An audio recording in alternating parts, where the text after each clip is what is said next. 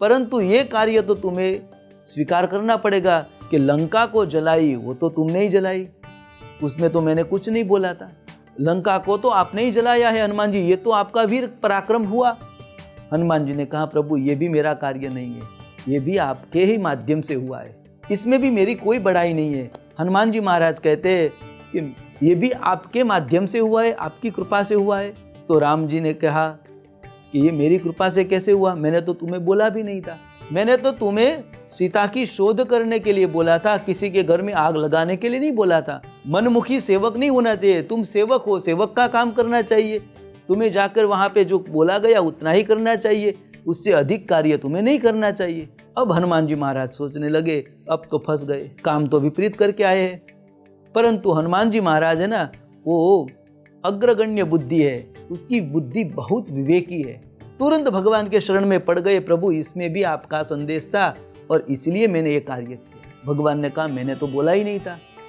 नहीं प्रभु आपने नहीं बोला था, पर जब मैं लंका में गया तो सीता की शोध करते करते मैं अशोक वाटिका में पहुंचा, संध्या काल निशित काल हुआ तो मैं एक वृक्ष के अंदर छुप गया, तरु पल्लव में छुप गया, और उसी समय रावण भी वहां पे आया और बड़बड़ा के चला गया। फिर बाद में निशित काल प्रारंभ हो गया तो वहां पे एक राक्षसी आई, त्रिजटा नाम राक्षसी एका, राम चरण रति निपुण विवेका। त्रिजटा नाम की राक्षसी आई और त्रिजटा नाम की राक्षसी ने वहां पे आई और सीता के पास बैठी, और उस राक्षसी ने सभी राक्षसी को बुलाया।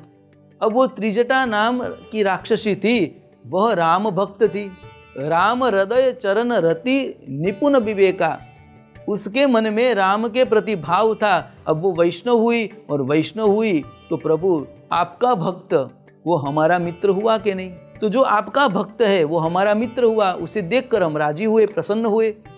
अब उसकी बात हम ध्यान से सुनने लगे। अब उसने अपने स्वप्न की बात बताई, सभी सखियों को बुलाकर सीता के साथ बैठकर उसने अपने स्वप्न की बात बताई।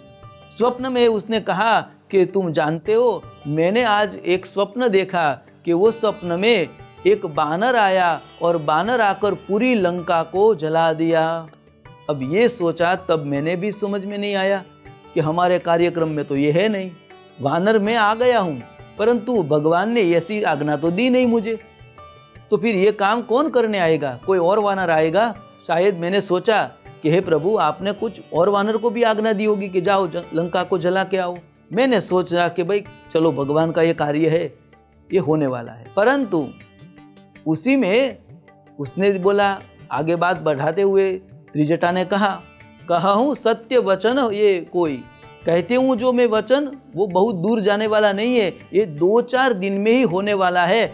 ऐसा जब उसने बताया तब मैंने सोचा ये कार्य मुझे ही करना पड़ेगा। क्यों? क्योंकि यहाँ पे सभी वानर अपना अपना बल बखान चुके थे। समुद्र जब पार करना था तब सभी वानर ने अपना अपना बल बता चुके थे।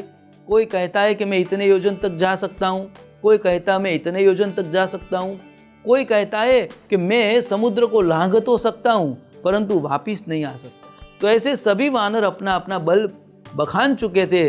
अब यहाँ पे और कोई आने वाला नहीं है, तो मेरे को लगता है कि प्रभु ने इस भक्त के माध्यम से मुझे आज्ञा दी कि ये कार्य तुझे करना है।